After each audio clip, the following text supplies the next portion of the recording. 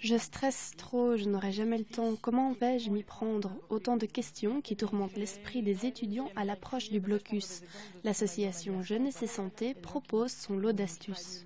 On s'est rendu compte que les jeunes stressaient beaucoup au moment du blocus et donc la volonté c'était vraiment d'aider les jeunes à dédramatiser cette période. Ce n'est pas grave le blocus, il y a moyen d'y arriver, les examens c'est possible de les réussir et donc on a voulu vraiment les accompagner, les aider et donc on a créé le Kit Starting Block qui est un outil pour les jeunes mais surtout créé par les jeunes.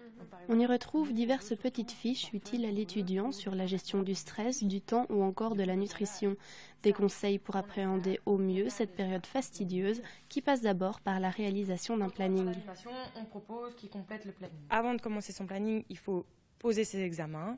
Donc là, on peut le faire carrément à l'indélébile parce qu'en théorie, les jours d'examen, les oraux et les écrits, ça ne changera pas.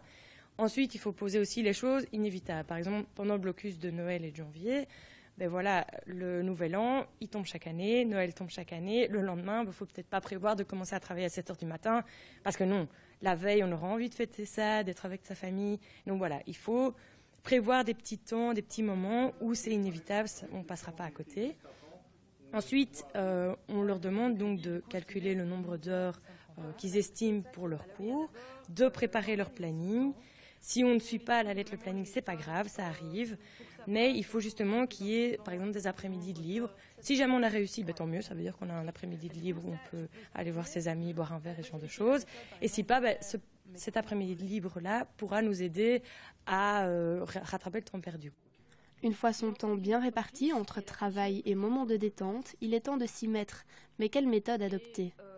C'est un peu discuter avec les autres, voir un peu comment les autres font. Donc il y en a qui préfèrent marcher, d'autres qui préfèrent écrire, d'autres répéter, d'autres qui s'enregistrent même et après se réécoutent.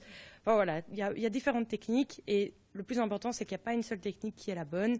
Quand on est étudiant en première année, on ne sait pas vraiment encore comment on va faire pour étudier. Donc peut-être essayer toutes les techniques et voir laquelle fonctionne le mieux pour soi. Reste maintenant à trouver la motivation et à gérer le stress. Le stress, ça peut être bon, c'est quand même positif. C'est très important pendant les examens d'être un peu stressé parce que ça permet de se tenir éveillé, d'avoir un afflux de sang et ce genre de choses. Et du coup, on veut qu'ils comprennent vraiment que le stress est positif. Il ne faut pas qu'ils se bloquent pendant leurs études à cause du stress. Non, si jamais ils sont bloqués, il faut faire un tour, il faut changer les idées, mais après il faut repartir. Il faut donc relâcher la pression, tendre l'oreille aux conseils et s'armer de tous les outils et le courage dont vous pouvez disposer. Quant au kit Starting Block, il est disponible sur le site internet de Jeunesse et Santé.